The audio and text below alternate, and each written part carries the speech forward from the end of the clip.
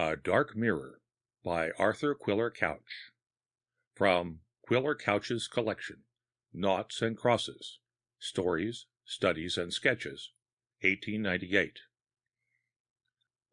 Read by Dale Grothman. A Dark Mirror by Arthur Quiller-Couch. In the room of one of my friends hangs a mirror.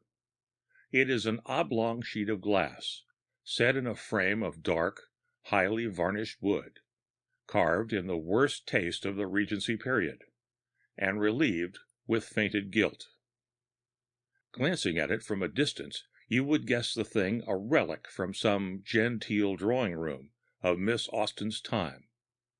But go nearer and look into the glass itself. By some malformation, or mere freak of make, all the images it throws back are livid. Flood the room with sunshine, stand before this glass with youth and hot blood tingling on your cheeks, and the glass will give back neither sun nor color, but your own face, blue and dead, and behind it a horror of inscrutable shadow. Since I heard this mirror's history, I have stood more than once and twice before it, and peered into this shadow. And these are the simulacra I seem to have seen there darkly.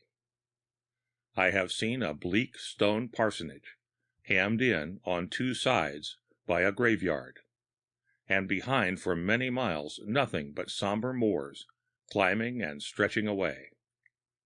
I have heard the winds moaning and withering night and morning among the gravestones and around the angles of the house, and crossing the threshold I know by instinct that this mirror will stand over the mantelpiece in the bare room to the left. I know also to whom those four suppressed voices will belong that greet me yet while my hand is still on the latch. 4 children are within, 3 girls and a boy, and they are disputing over a box of wooden soldiers.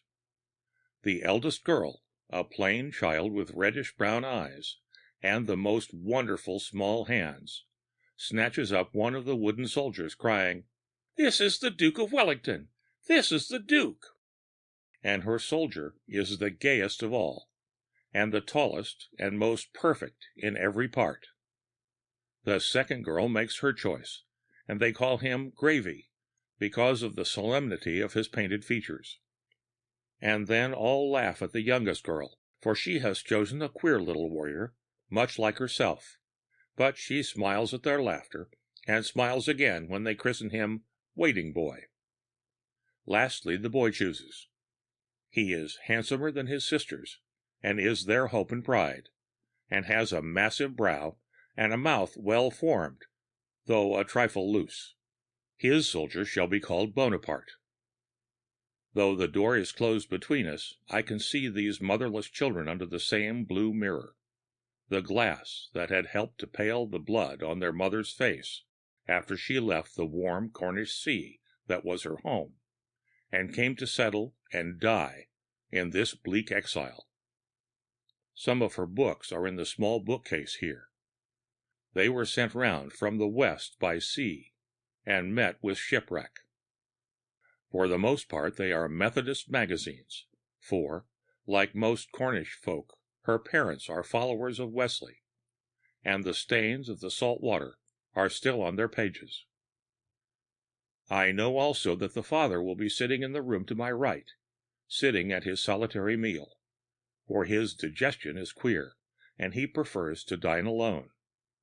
A strange, small, purblind man, full of sorrow and strong will.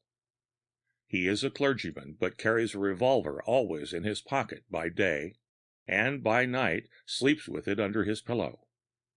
He has done so ever since someone told him that the moors above were unsafe for a person with his opinions. All this the glass shows me, and more. I see the children growing up.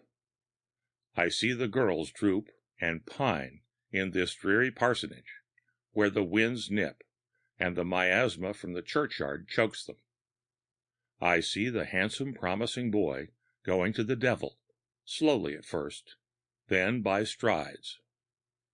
As their hope fades from his sisters' faces, he drinks and takes to opium eating, and worse. He comes home from a short absence, wrecked in body and soul. After this, there is no rest in the house.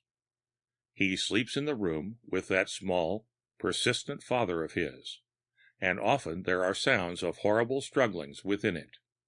And the girls lie awake, sick with fear, listening till their ears grow heavy and dull for the report of their father's pistol. At the morning the drunkard will stagger out and look perhaps into this glass that gives him back more than all his despair. "The poor old man and I have had a terrible night of it," he stammers. "He does his best, the poor old man, but it's all over with me." I see him go headlong at last, and meet his end in the room above after 20 minutes' struggle, with a curious desire at the last to play the man and face his death standing.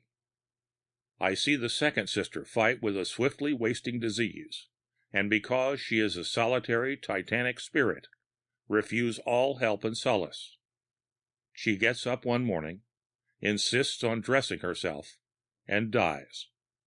And the youngest sister follows her, but more slowly and tranquilly, as beseems her gentler nature.